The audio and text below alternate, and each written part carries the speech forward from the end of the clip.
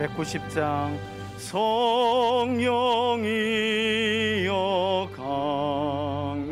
강림하사 나를 감화하시고 애통하며 회개한 맘 충만하게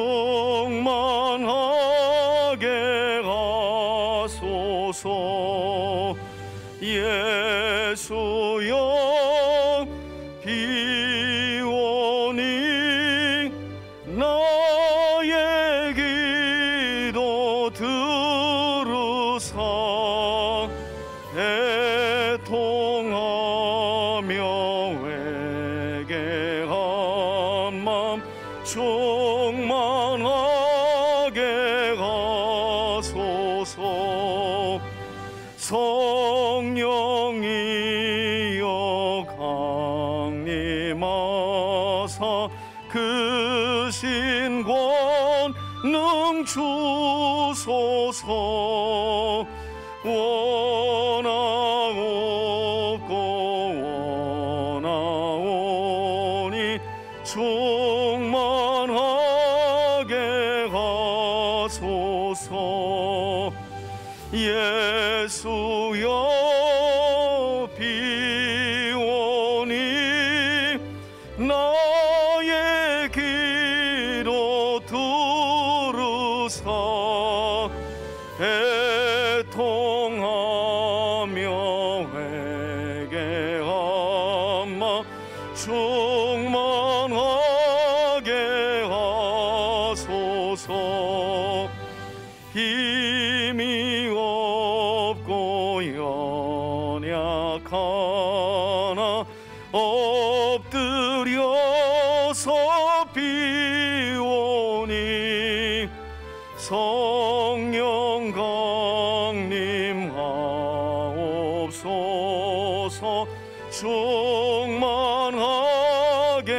하소서. 예수여 비오니 나의 기도 들으사 애통하며 회개한 맘 충만하게 하소서. 정케하고 위로하사 복을 받게 하소서. 충만하게 하시오니 무한 감사합니다. 예수여 비오니 나의 기도 들으사 애통하며 회개한 맘 충만하게 하소서. 아멘. 오늘 우리가 함께 나눌 하나님의 말씀은 열왕기상 3장 4절로 15절까지의 말씀입니다. 제가 가진 성경은 구약성경 514쪽에 있습니다. 4절부터 15절까지 저와 여러분들이 함께 합독합시다. 천천히 내용을 파악해가며 읽습니다. 오늘 본문은 솔로몬 왕이 아버지 다윗을 위하여 이스라엘의 왕위에 오른 때에 기브온 산당에서 하나님께 1000번제의 제사를 드리는 중에 있었던 일입니다. 4절부터 함께 보겠습니다. 함께 읽습니다. 이에 왕이 제사하러 기브온으로 가니 거기는 산당이 큼이라. 솔로몬이 그 제단에 1000번제를 드렸더니 기브온에서 밤에 여호와께서 솔로몬의 꿈에 나타나시리라. 하나님이 이르시되 내가 내게 무엇을 줄꼬 너는 구하라. 솔로몬이 이르되 주의 종 내 아버지 다윗이 성실과 공의와 정직한 마음으로 주와 함께 주 앞에서 행함으로 주께서 그에게 큰 은혜를 베푸셨고 주께서 또 그를 위하여 이 큰 은혜를 항상 주사 오늘과 같이 그의 자리에 앉을 아들을 그에게 주셨나이다. 나의 하나님 여호와여, 주께서 종으로 종의 아버지 다윗을 대신하여 왕이 되게 하셨사오나 종은 작은 아이라 출입할 줄을 알지 못하고 주께서 택하신 백성 가운데 있나이다. 그들은 큰 백성이라 수요가 많아서 셀 수도 없고 기록할 수도 없사오니 누가 주의 이 많은 백성을 재판할 수 있사오리이까? 듣는 마음을 종에게 주사 주의 백성을 재판하여 선악을 분별하게 하옵소서. 솔로몬이 이것을 구하매 그 말씀이 주의 마음에 든지라. 이에 하나님이 그에게 이르시되 내가 이것을 구하도다. 자기를 위하여 장수하기를 구하지 아니하며 부도 구하지 아니하며 자기 원수의 생명을 멸하기도 구하지 아니하고 오직 송사를 듣고 분별하는 지혜를 구하였으니 내가 내 말대로 하여 내게 지혜롭고 총명한 마음을 주노니 내 앞에도 너와 같은 자가 없었거니와 내 뒤에도 너와 같은 자가 일어남이 없으리라. 내가 또 내게 구하지 아니한 부귀와 영광도 내게 주노니 내 평생의 왕들 중에 너와 같은 자가 없을 것이라. 내가 만일 내 아버지 다윗이 행함같이 내 길로 행하여 내 법도와 명령을 지키면 내가 또 내 날을 길게 하리라. 솔로몬이 깨어보니 꿈이더라. 이에 예루살렘에 이르러 여호와의 언약궤 앞에 서서 번제와 감사의 제물을 드리고 모든 신하들을 위하여 잔치하였더라. 아멘. 아멘. 예, 할렐루야. 예. 오늘도 수요일 예배로 하나님을 예배하기 위해 모인 여러분들을 예수님의 이름으로 축복합니다. 이제 나이가 들어가는지 눈이 이제 점점 안 보여요. 그래서 우리 어르신들이 왜 나이가 들어가면 눈이 안 보인다고 하는지. 글씨는 아직도 잘 보이는데 앞이 근시라서 심해가지고 앞이 여러분들 얼굴이 잘 안 보여가지고 이제 안경을 조금씩 써야 될 것 같아요. 오늘 여러분 성경 바로 알기 시리즈 15번째 시간입니다. 벌써 우리가 수요일 날 하나님의 사람들 시리즈 설교와 함께 구약 끝나고 이제 신약으로 접어들었잖아요. 그리고 수요일 날은 병행해서 성경에서 우리가 잘못 알고 있거나 또 왜곡해서 읽혀지고 있는, 그래서 잘못 적용되어지는 본문을 찾아서 그 오해를 풀고 과연 하나님께서 이 본문을 통해 우리에게 말씀하시는 바가 무엇인지를 곰곰이 생각해보는 성경 바로 알기 시리즈 설교, 오늘 벌써 15번째 시간입니다. 오늘 설교 제목은 솔로몬이 구한 지혜의 의미라는 제목이에요. 보통은 우리가 솔로몬이 구한 지혜의 본질이 무엇인지를 잘 모르기 때문에 한국교회 안에서 여러 가지 오해와 또 그 오해를 가지고 또 실천하는 분들도 있어서 오늘은 열왕기상 3장에서 솔로몬이 하나님께 구한 지혜의 의미가 본질적으로 과연 무엇인지, 무엇이 하나님의 마음에 들었던 것인지, 그래서 하나님이 솔로몬이 구하지 아니한 지혜와 총명과 부귀와 영광과 사방두루 평안까지 한꺼번에 주신 것인지 우리가 함께 좀 살펴보려고 합니다. 여러분, 오래전에 그래도 우리 기독교인들이 많이 보는 일간지인 국민일보에, 저도 국민일보에 나왔죠. 이 국민일보 미션란에 직업이 한의사였던 한 안수 집사님 아들 이야기가 좀 크게 전면에 한 장짜리에 실린 일이 있어요. 어떤 내용이냐면 이 안수 집사님, 한의사 직업을 가진 안수 집사님의 이 아들이 미국의 아주 유명한 아이비리그 대학에 들어간 기사가 신문 전면에 그렇게 한쪽 전체에 실린 일이 있었습니다. 그 신문 기사의 내용은 다른 것이 아니라 이 안수 집사님이 이 아들과 함께 어렸을 때부터 아침밥 먹기 전에 늘 잠언의 말씀을, 여러분 잠언이 31장이잖아요. 그래서 이 안수 집사님께서 자기 아들을 어렸을 때부터 앉혀놓고 매일 날짜별로 이 아들과 함께 식사하기 전에 잠언을 읽었더니, 이렇게 꾸준히 읽었더니 그로 인해서 자기 아이가 지혜로워져 가지고 결국 미국의 유명한 대학에 들어가게 되었다. 여러분, 그때부터 이제 그 기사를 읽은 또 한국 교회는 뭘 했을까요? 이제 또 아이들 앉혀놓고 잠언을 이제 또 됐다 읽혔겠죠. 왜? 우리 아이도 어디 보내야 되니까.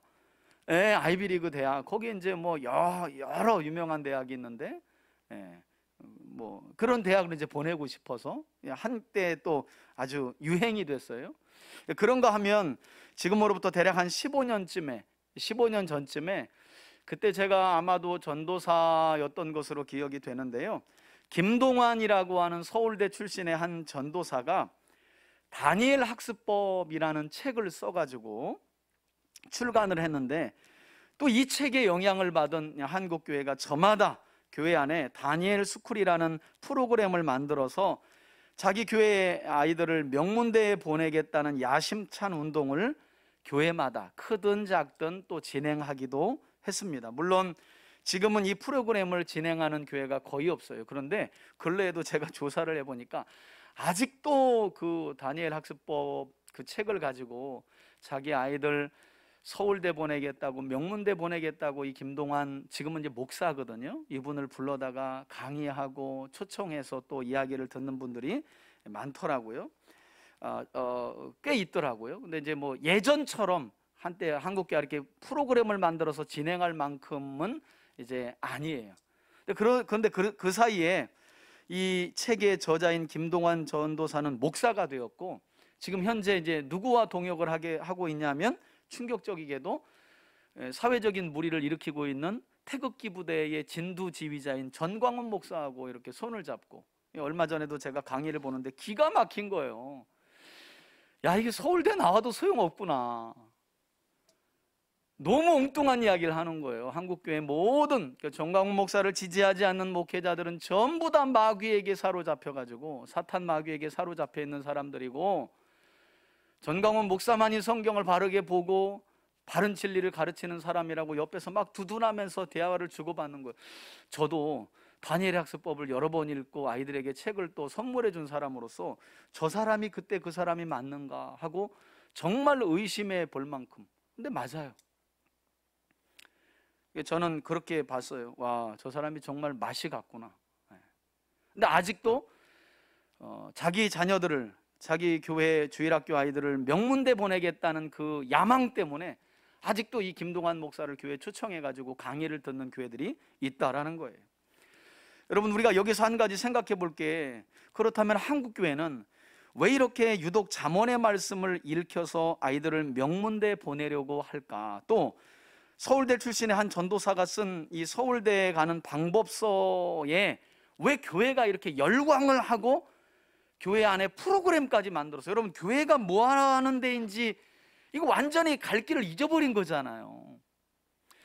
교회가 프로그램을 만드는 게 잘못된 건 아닌데, 교회가 무엇을 위해 어떤 프로그램을 만드는가는 생각해 봐야 되잖아요. 그런데 목적이 자기 주일학교 교회 아이들을 명문대 보내기 위한 프로그램이거든요. 이 책에 열광하면서 한때는 이 프로그램을 안 하는 교회가 없을 만큼, 안 하면 이상할 만큼. 그래서 제가 알기로는, 제가 전도사 때요, 제가 섬겼던 교회에도, 교회 학교는 여기 다녀요. 근데 주중에 다니엘 스쿨은 다 큰 교회에서만 하니까 대부분 어느 정도 규모가 있는, 그리로 보내는 거예요. 그리고 주일날 또 행사 있으면 또 그 교회 보내. 부모는 또 여기 다니고 작은 교회 다니고. 그런 웃지 못할 일이 대략 15년 전에 한국교회 안에 있었다는 거예요. 왜 이럴까? 제가 볼 때는 교회가 뭐 하는 데인지를 잘 모르는 거죠. 교회가 뭘 해야 하는 곳인지를 잘 몰라서 이런 일이 발생하는 것뿐만 아니라, 쉽게 말하면 세상이 말하는 지혜와 성경이 말하는 참된 지혜가 무엇인지를 혼동했기 때문에 이런 일이 벌어졌다. 그런데 대부분 이야기를 나눠보면 우리가 알고 있는 지혜, 그래서 하나님께 지혜 달라고 하는 지혜와 오늘 솔로몬이 구한 지혜의 본질, 그래서 하나님의 마음에 맞았던 내용과는 많이 다르다는 것을 여러분들의 설교를 들어보면 알 수 있어요. 다시 한번 말씀드리지만, 왜 이런 일이 발생했는가? 아직도 왜 교회 안에서 많은 하나님의 사람들이 구하는 지혜가 참된 지혜가 아닌 세상적인 지혜인지에 대해서 우리가 곰곰이 살펴볼 필요가 있다는 거예요. 여러분, 잠언을 포함한 성경 66권은 우리가 흔히 생각하는 것처럼 머리가 똑똑해지는, 그래서 스마트해져 가지고 명문대 보내는 지혜와 지식을 교육하기 위해 주신 말씀이 아니에요. 성경 말씀은요, 세상 살아갈 때 현명하게 살아가도록 만든 말씀도 아니에요. 이렇게 하면 조금 더 잘 되고 하는 일이 복되고 그런 원리도 아니에요. 현명하게 살아가도록 만드는 말씀이 맞긴 하지만 그게 주목적은 또 아니라는 거예요. 더욱이나 우리 아이들로 하여금 잘 읽혀서 명문대에 보내게 하는 지혜를 주는, 그래서 그런 지혜를 교육하는 말씀도 아니라는 거예요. 성경적인 지혜는요, 어디까지나 살아계신 하나님을 더욱 사랑하고 경외하는 지혜를 교육하기 위해서 성경이 기록되었고, 그게 참된 지혜라고 성경은 우리에게 말씀하고 있는데, 그런 성경적인 지혜, 곧 마음과 뜻과 힘을 다해 하나님을 경외하고 사랑하게 하는 가르침, 성경은 이것을 지혜라고 말해요. 단순히 그냥 잘 말씀을 터득해서 아이가 똑똑해지는 거, 그래서 세상 살아갈 때 유도리 있게 살아가는 거, 여러분, 이런 수준의 지혜가 아니라는 거예요. 성경이 말씀하는 지혜는. 이런 부분의 혼동 때문에 지금도 자녀를 위해 기도할 때 하나님 지혜 달라고 하는 게 결국 명문대 가고 이 아이가 좋은데 취직하고, 그래서 이 땅에서 좀 더 남들보다 편하게 잘 먹고 잘 살 수 있도록 도와주세요 하는 제목으로 부모들이 지혜를 많이 구한다는 거예요. 여러분, 한번 보세요. 주변에 그래서 응답받은 사람들이 있어요? 한번 응답받은 사람들이 있으면 저한테 소개 좀 시켜주세요. 저는 개인적으로 20년 사역 중에 못 만났어요. 그런 지혜를 구해서 우리 아이가 그런 지혜를 받았다고 하는 아이를 저는 본 일이 없어요. 왜 그럴까?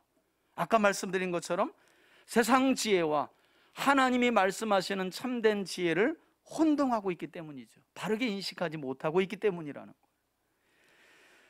교육에 대한 말이 나왔으니까 여러분, 잠시 제가 유대인들의 교육을 큰 틀 안에서 좀 짧게 설명을 드리면요, 유대인들은 크게 교육을 4단계로 나누거든요. 첫 번째 단계는요, 학교 교육 과정이에요. 학교 교육 과정, 지식을 쌓는 교육 과정이라고 보는 거죠. 그런데 유대인들은 이 지식을 쌓는 학교 교육 과정을 지혜 과정이라고 말하지 않아요. 그리고 둘째는 IQ 교육 과정인데요, 역시 이 IQ 교육 과정도 지혜를 얻는 교육 과정이라고 말하지 않아요. 다만 그냥 세상을 살아가는데 조금 더 현명하고 지혜롭게 살아가는 정도, 어리석지 않게, 이 정도예요. 이것도 참된 지혜라고 말하지 않아요. 셋째 교육 단계는 슈레드라고 말하는 교육 단계인데요, 이것은 단지 그냥 지식을 얻고 1단계, 2단계, 그래서 조금 더 융통성 있게 살아가는 정도가 아니라 그 융통성의 결과가 순결하고 선해야 한다라고 하는 가르침을 주는 내용이 바로 슈레드 교육이에요. 이게 3단계예요. 그리고 나서 마지막 단계가 바로 지혜 교육이다. 어떻게 하면 하나님의 뜻을 삶 속에 이룰 수 있는가, 하나님을 경외하고 더욱 사랑할 수 있는가를 가르치는 지혜 교육, 이렇게 4단계로 크게 나눈다는 거예요.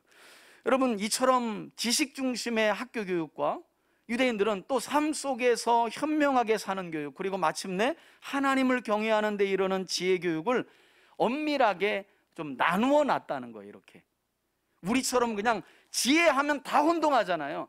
세상 삶 속에 유도리 있게 사는 것도 지혜, 학교에서 공부 잘했다 그래도 야, 너 참 지혜롭다, 하나님을 잘 섬겨도 지혜. 여러분, 성경은 사실 그렇지 않아요. 그건 일반적인 지혜고요, 마음과 뜻과 힘을 다해 하나님의 뜻을 온전히 이루도록 가르침을 받는 것, 이것을 성경은 참된 지혜다, 이렇게 우리에게 가르친다는 거예요. 안타깝게도 우리 한국교회는 또 우리 안에 새겨진 지혜의 정서는 이런 성경적인 개념을 잘 갖지 못했기 때문에 부러운 거죠. 그래서 신문기사에 이렇게 내는 거 아니에요? 잠언 오랫동안 읽혔더니 명문대 갔더라. 그럼 또 아이들 앉혀가지고 자기는 안 읽으면서 또 잠언 읽으라 그래. 여러분, 왜 한국 교회 안에 신앙교육이 이렇게 오래도록 이어지질 않을까요? 저는 제가 15년 동안 저희 아이들 교육하면서, 어제도 감사하게 노예 안에서 쉐마 가정 예배와 하브루타 주일학교를 노예 안에 교회들에게 좀 목사님 오셔서 강의해 주시고 좀 준비하셔서 알려주셨으면 좋겠다 하고 요청을 받았는데, 15년 동안 제가 짧게 우리 본회장님하고 나누면서 쉽지 않았다고 얘기했어요. 왜냐하면 둘째 아이가 이제 갓난아이였을 때, 그래봐야 건이가 이제 걸은 거죠. 뭐 예배가 안 되는 거예요. 뭐 예배 드리다가 울죠. 뭐 또 화장실 가죠. 응아하죠. 수년 동안은 이게 무슨 의미가 있나. 차라리 우리 둘이 애들 재워놓고 하는 게 낫지 않을까. 그래도 앉혀놓고요. 앉혀놓고 성경을 읽는 거예요. 그걸 보여줬어요. 그걸 보여줬어요. 이런 과정을 겪으면서 제가 느낀 게, 와, 참 쉽지 않구나. 여러분, 제가 쉐마 교육 하기 전에 책을 대략 한 진짜 30권 이상 이 쉐마 교육에 대해서, 신앙전수의 이 주체는 부모가 되어야 한다는 서적들을 거의 30권 이상 본 것 같아요. 그리고 나서 결단했어요. 교회 안에서 성도들을 바르게 가르치는 것만큼 수직교육, 내 자녀를 내가 신앙으로 교육하는 거, 이건 양보할 수 없는 동일한 사명이구나. 여러분, 많은 목회자들이 자기 아이들 앉혀놓고 성경 한 번을 일생에 못 읽어요. 어린 시절은 개척하니까 저처럼 바빠서 지나가죠. 커서는요, 말 안 들어요. 그리고 무엇보다도 어색해서 못해요. 왜냐면 한 번도 안 해봤거든요. 그러니까 생각해 보세요. 아니, 교회 안에서 목회자가 자녀를 앉혀놓고 성경을 이렇게 읽고 이야기하는 게 어색한데, 성도들 가정에 그렇게 하세요. 이게 뭐 되겠어요? 이게 안 되는 거예요, 이게. 그래서 그냥 한 시대 또 교회 이렇게 운영하고 세워가다가 끝나는 거예요. 성경은 그렇지 않다는 거죠. 그래서 저는 오늘 저와 여러분들이 이 지혜에 관한 말씀, 한국교회가 오해하고 있고 잘못 오용하고 있는 이 지혜에 관한 말씀을 좀 잘 이해할 수 있기를 바라요. 그래서 오늘 이 시간은 우리가 서두에 읽었던 본문 말씀과 같이, 여러분, 성경에서 지혜의 왕이라고 불리는 솔로몬 왕에 관한 본문, 이 이야기를 통해서 성경이 말씀하는 참된 지혜가 무엇인지를 여러분과 함께 한번 좀 더 깊이 살펴보려고 하는데요. 서두에 제가 설명드린 것처럼 여러분, 열왕기상 오늘 3장의 본문은 이제 솔로몬이 이스라엘의 왕으로 등극하는 중에, 등극한 이후에 아버지 다윗을 이어 왕위에 오른 솔로몬이 기브온이라고 하는 큰 산당에서 자신을 왕 위에 오르게 하신 하나님을 기억하며 제사를 드리는 중에 있었던 그런 사건이었어요. 물론 한 가지 우리가 오해를 좀 바로잡아야 할 것은, 많은 분들이 이 솔로몬이 기브온 산당에서 드렸던 1000번제를 1000번 제사로 잘못 착각해서, 심지어는 그것 때문에 교회 안에 1000번제 헌금 봉투가 생겨버렸잖아요. 이건 여러분 정말 수치스럽고 부끄러운 거예요. 교회들마다 1000번제 헌금 봉투 없는데 없잖아요. 그죠? 우리 교회만 없죠, 뭐. 그죠? 몇 교회 더 없나 모르겠어요. 왜 그랬냐면, 이게 1000마리의 제물을 잡아서 번제, 레위기에 보면 가장 먼저 1장에 나오는 게 번제죠. 예, burnt offering이에요. 태워서 제물을 드리는 거. 이게 1000번 제사가 아니라 1000마리의 제물을 번제, 태워서 드렸다는 말이에요. 이걸 국어교육도 잘못 알았는지, 보통은 이단들이 이런 국어교육을 잘못 받아가지고 잘못 해석하고 오용하는데, 차라리 그냥 소원의 예물 이렇게 드리는 게 낫지, 성경적으로 전혀 근거가 지지받지 못하고 있는 1000번제 헌금 봉투를 만들어가지고, 이게 1000번 드린 제사가 아니라 1000마리의 제물을 번제로 태워서 드린 건데, 그래서 여러분, 우리 성경을 보면 1000번 띄고 제사가 아니라요, 1000번제라고 명확하게 국어 문법에 맞추어서 기록이 돼 있어요. 근데 이런 걸 잘 몰라. 그래서 아니 뭐 또 헌금 명목 하나 아주 좋은 의미로 생겼으니 그냥 또 봉투 만들어 가지고 교회 안에 놓는 거죠. 여러분, 여기에서 솔로몬이 하나님께 드린 제사는 1000번 제사가 아니라 뭐라고요? 1000번제예요. 번제. 여러분, 이때 5절을 보게 되면 하나님께서 솔로몬 왕이 1000마리의 제물을 가지고 번제를 드린 직후에 꿈에 나타나시죠. 그래서 뭐라고 말씀하세요? 솔로몬아, 내가 너한테 뭐라고요? 무엇을 줄꼬? 이렇게 말씀하세요. 그리고 이런 하나님의 말씀에 대해 솔로몬이 무엇을 구합니까? 주의 백성들을 바르게 재판할 수 있는 뭘 달라고요? 듣는 마음. 솔로몬은 듣는 마음을 구했지만 하나님은 이것을 지혜다 이렇게 표현하셨어요. 지혜다. 솔로몬이 구한 건 뭐였다고요? 듣는 마음, 바르게 재판할 수 있도록 듣는 마음을 달라고 구했는데 하나님은 그것을 지혜를 구했다라고 표현하셨다는 거예요. 그리고 10절을 보게 되면 이처럼 지혜를 구했던 솔로몬의 간구가 하나님의 마음에 어떻게 들었다. 여러분, 하나님이 매우 기뻐하셨어요. 그리고 하나님께서는 솔로몬이 구하지 않았던 지혜와 총명과 그 뒤에 내용을 보면 부귀와 영광까지 솔로몬에게 주셨다라고 성경은 말씀해요. 이랬더니 이제 한편으로 치우쳐서 어떤 부모님들은 또 아이들에게 이렇게 이원론적으로 가르치는 거야. 봐라, 목사님들도 그래요. 이 땅의 지혜와 총명과 부귀와 영광은 전부 다 열등한 거야. 하나님은 지혜 자체를 구하는 자들을 기뻐하셔. 여러분, 아니에요.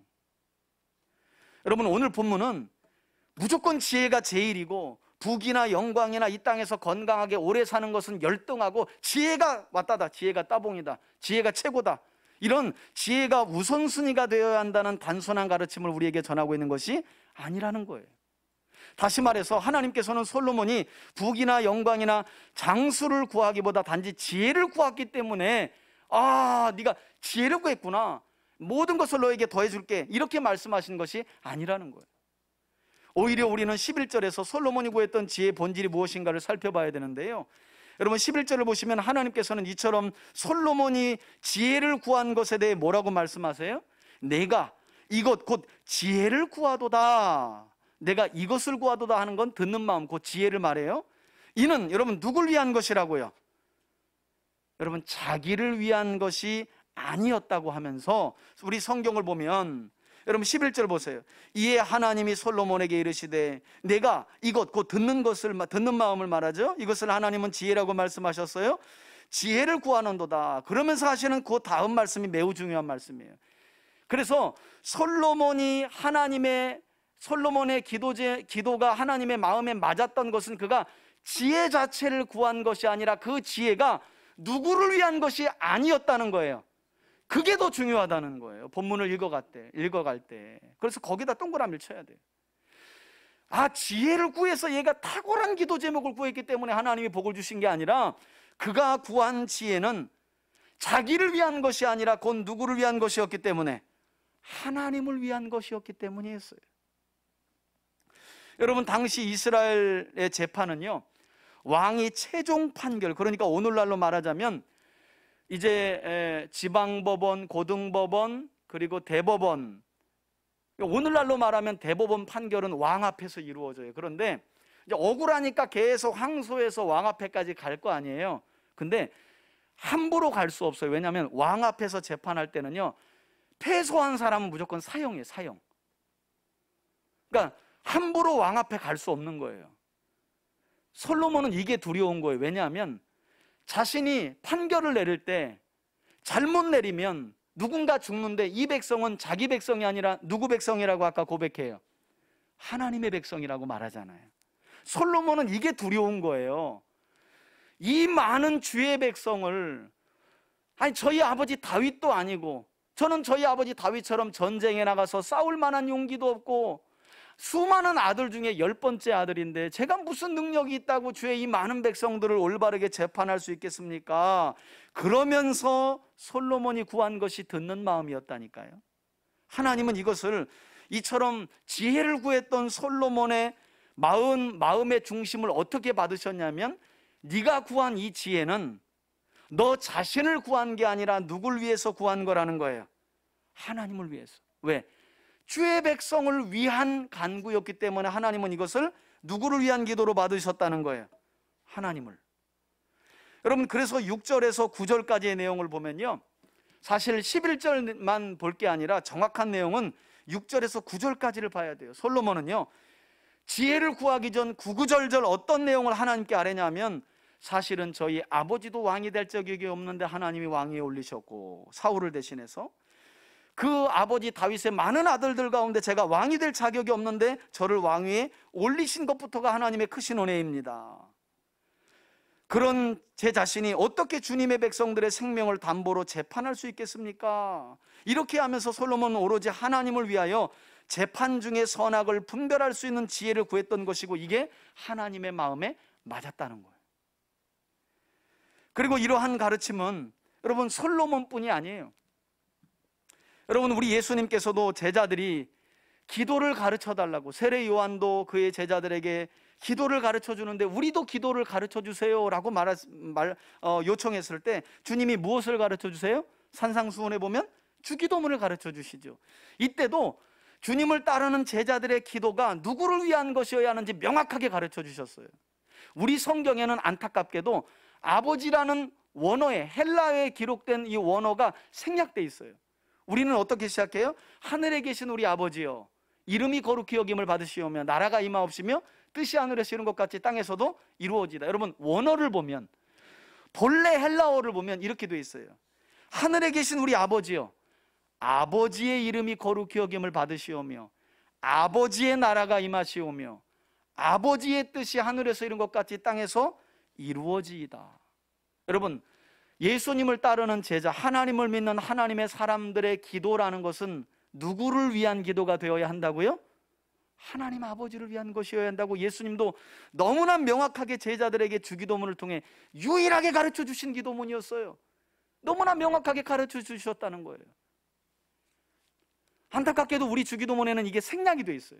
3번에 걸친 아버지가 원어에는 그대로 들어가 있어요. 아버지의 이름이 거룩히, 아버지의 나라가 임하게. 제자들은 이렇게 기도해야 된다. 아버지의 뜻이 하늘에서 이룬 것처럼 땅에서 이루어지도록 기도해야 된다.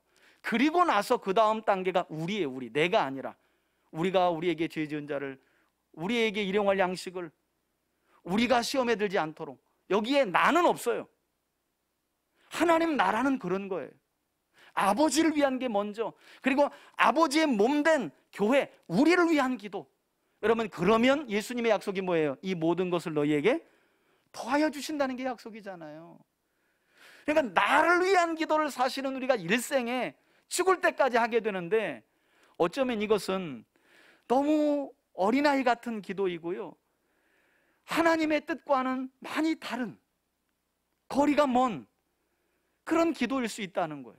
오히려 성경은 누누이 아버지의 나라를 위해, 아버지의 이름을 위해, 아버지의 뜻을 위해 기도하면 이 모든 것을 더해 주시겠다고 하는데, 이 원리를 안 믿는 거죠. 안 와닿는 거죠. 그래서 항상 기도는 나 우리 가정, 이게 끝나는 거예요. 그러다 보니까 아버지의 나라가, 아버지의 뜻이, 아버지의 이름이 거룩하게 되는 기도의 경지까지, 이게 참된 기도의 본질인데 여기까지 많이 못 나가게 되는 거죠.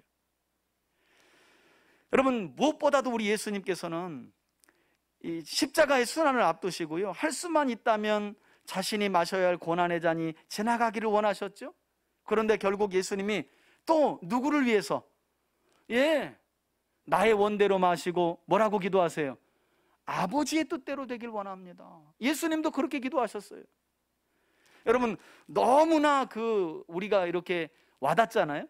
예수님은 기계적인 분이라 어떤 자기 소원, 자기 뜻 이런 게 없는 분이 아닌 게 아니에요. 우리와 똑같은 성정을 가지셨기 때문에 예수님도 그 고난의 십자가가 자기에게서 지나가기를 원했다니까요. 그런데 나의 원대로 마시고 뭐라고요? 아버지를 위하여. 솔로몬이 자기를 위하여 기도한 것이 아니라 하나님을 위하여 기도했듯이 예수님께서 자기 제자들에게 아버지를 위하여 기도하라고 주기도문에 가르쳐 주신 것처럼, 그리고 마지막까지 예수님이 십자가를 지실 때 아버지의 원대로 기도하셨던 것처럼, 한 사람 더 예를 들어볼까요? 구약의 대표적인 인물하면 아브라함이죠. 여러분, 창세기 18장에 보면 하나님과 두 천사가 이제 때가 지나서 소돔과 고모라를 심판하러 가시는 중에 아브라함의 가정에서 극진히 대접을 받고 이제 그 사실을 소돔과 고모라를 심판하시겠다는 사실을 아브라함에게 알렸을 때 아브라함이 조카 롯을 기어가면서 그 하나님을 붙들고 실갱이하면서 중보기도하는 내용이 나와요. 흥미로운 것은 그 이전에는 아브라함이 기도했다는 내용이 한마디도 안 나와요. 그때 딱 나와요.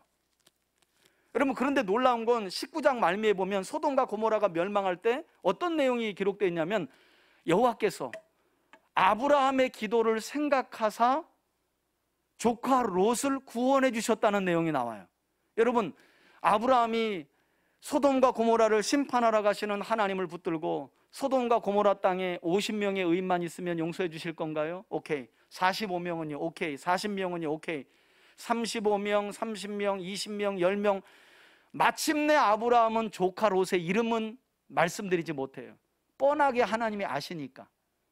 그런데 놀랍게도 조카 롯과 그의 가족을 위한 기도를 하나님은 들으시고 아브라함을 생각하사 조카 롯의 가정을 구원해 주셨다는 거예요.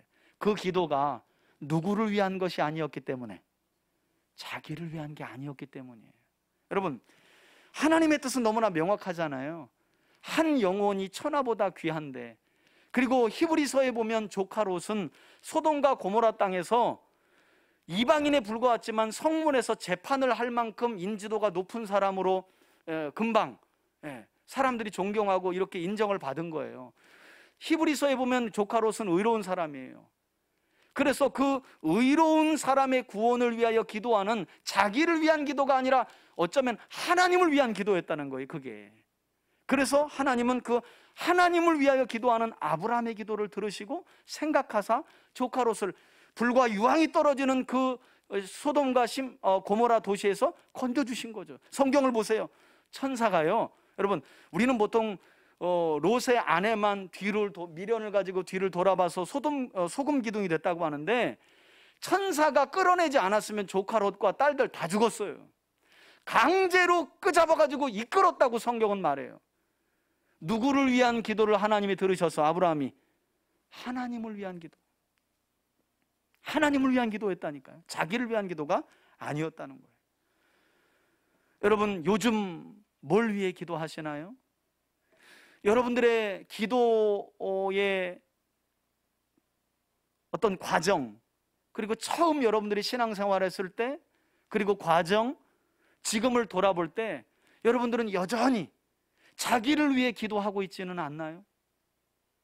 오늘 솔로몬은 지혜를 구한 것이 하나님 마음에 든 것이 아니라 주의 백성을 바르게 재판할 수 있도록 지혜를 구하였기 때문에 이것이 자기를 위한 것이 아니라 하나님을 위한 기도 제목이었기 때문에 하나님의 마음에 맞았고 하나님이 그 모든 것을 더해 주셨다는 거예요. 여러분, 저는 오늘 여러분들이 이처럼 솔로몬의 기도를 기억하면서 이제는 하나님 나라와 의를 위하여, 하나님을 위하여 기도함으로 이 모든 것을 더함받는 그런 복된 삶을 살아갈 수 있기를 예수님의 이름으로 축원해 드립니다. 여러분, 이처럼 솔로몬이 구했던 지혜는 이제까지 우리가 오해했던 것처럼 단순한 우리 아이들의 성적을 올려 공부를 잘하게 하는 지혜가 아니었어요. 그러니까 너 성경 읽어, 성경이 지혜로워, 지혜가 있으면 공부도 잘해. 여러분, 이것은요, 엄밀히 말하면 성경을 잘못 가르치는 거예요. 성경은 우리 아이들 똑똑하게 하려고, 세상 살아가면서 유도리 있게 현명하게 살아가라고 정도의 주신 책이 아니라니까요. 성경은요, 하나님을 보게 만들고요, 하나님의 말씀을 들려주게 만들고요, 하나님의 뜻을 따라 살아가도록 만드는, 그래서 마음과 뜻과 힘을 다해 하나님을 경외하고 섬기도록 만들어가는 지혜의 책임을 저와 여러분들이 확신할 수 있기를 주의 이름으로 축원해 드립니다. 그래서 성경을 읽으면 아이가 똑똑해지지 여러분 않을 수 있어요. 그러나 그 아이는 하나님께 붙들려 살 수 있다는 것을 여러분들이 꼭 기억할 수 있기를 바라요. 여러분, 한번 세상을 보세요. 똑똑하지 못해서 사람이 망하던가요? 지금 교도소 들어가 있는 사람들이 전부 다 똑똑한 사람들이에요. 전부 다 검사 출신이에요. 다 변호사에 먹고 의사에 먹고, 심지어는 대통령, 세계 여러 나라에서 이렇게 직업군 중에 대통령이 감옥에 많이 들어가 있는 나라가 우리나라가 유일하잖아요. 여러분 대통령 정도 될 정도면 어느 정도 갖춰야 되는지 아시겠죠? 그런데 그래요. 여러분 세상을 행복하게 산다는 건 지혜를 쌓고 세상적인 지혜를 쌓고 지식을 쌓고 조금 더 유도리 있게 현명한 판단을 하며 살아가는 게 아니에요. 성경적인 지혜란 모든 상황 속에 살아계신 하나님을 발견하고 그분의 음성에 귀를 기울이고 그분의 말씀이 기준과 잣대가 되어서 그 뜻을 이루어드리도록 내 생각을 내려놓고 따라잡는 거, 그 말씀을 부여잡고 순종하는 거, 이게 지혜예요. 저는 그런 점에서 성경 많이 읽혀도 저도 여러분 15년 동안 우리 아이들 읽혔어요. 그 안수 집사님 얘기했는데 저는 아이들 태어날 때부터 우리 주성이 읽혔다니까요. 서울대 못 가요. 제가 뭐 포기한 건 아니에요. 우리 주선이가 또 영상 보고 또 시험 들라. 그럼 저는 그걸 한 번도 바란 일이 없어요. 내가 열심히 아이들 잠언 읽히면 우리 아이들이 막 명문대 가고 막 서울대 가고 막 이러겠지. 저는 한 번도 그런 일이 없어요. 다만 우리 아이들이 일상 속에서 어떤 유혹이 있고 어떤 선택의 상황 속에서 그래도 난 하나님을 믿는 사람이지, 이런 선택을 하면 하나님이 싫어하시겠지? 이런 하나님을 인정하는, 하나님을 인식하는 지혜가 우리 아이들에게 있길 바라는 마음으로 15년 가까이 성경을 읽혀온 거예요. 지금도 가르치고 있고 여러분들도 그런 거죠. 저는 그런 점에서 바라기는 오늘 이후로 우리 3대 가족들의 기도가 더 이상 단지 그냥 솔로몬이 지혜를 구했기 때문에 하나님 무조건 지혜를 구하는 걸 좋아하는구나, 야 너도 지혜 구해, 그러면 너 똑똑하게 될 거, 세상에서 성공하고 좋은 회사, 너 사업도 돈도 많이 벌 수 있어. 여러분 이건 모든 종교가 가르치는 거예요. 기독교는 똑똑한 아이 만들고 승승장구하는 사람 만들어 세상에서 떵떵거리며 성공했다, 이거 자랑하는 게 기독교의 본질 아니에요. 기독교의 본질은요, 오히려 누가 예수님이 지신 십자가를 지고 가는가, 어떤 사람이 그래서 세상 속에서 살지만 세상과 타협하지 않고 거룩하게 구별된 삶을 말씀을 쫓아 살아가는가.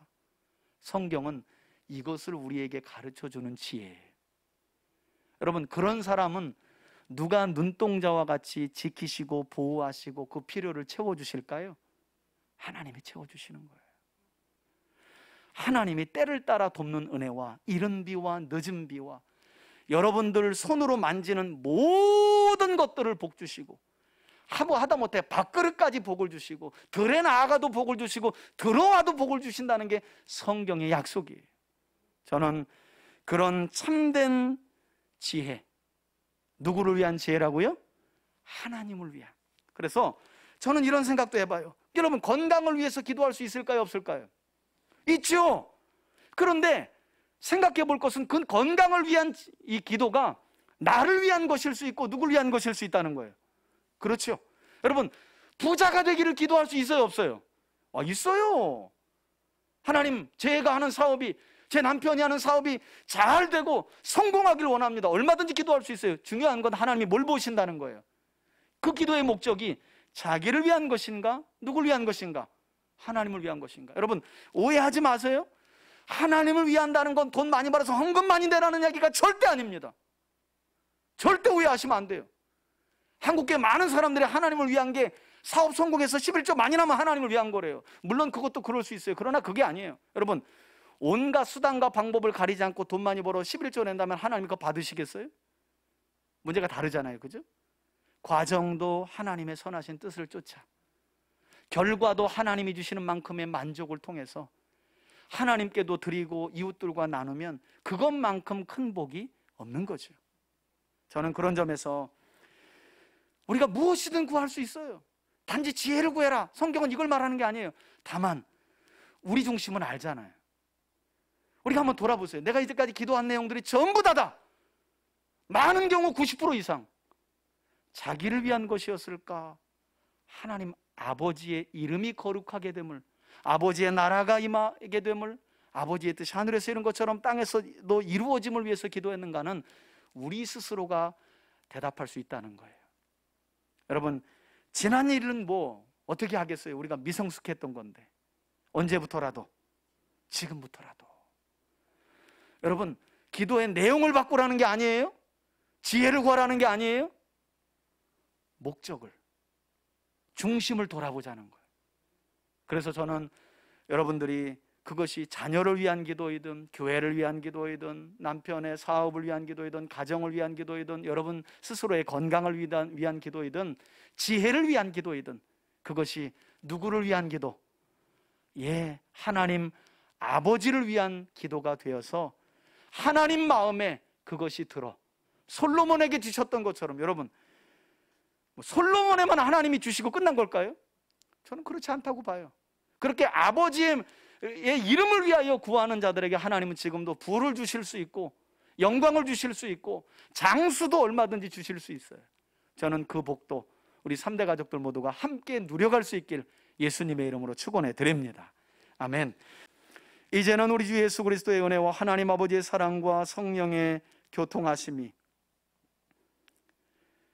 더 이상 자기를 위하여 기도하기를 내려놓고, 이제는 먹든지 마시든지 무엇을 하든지 범사에 하나님을 위하여 기도하고 간구하는 삶을 살아가기로 결단하며 나아가는 그런 믿음의 가정을 세워가길 원하고, 믿음의 자녀들을 세워가기를 소원하며 나아가는 우리 성도들 머리 위에 이제로부터 영원토록 함께 계실지어다. 아멘.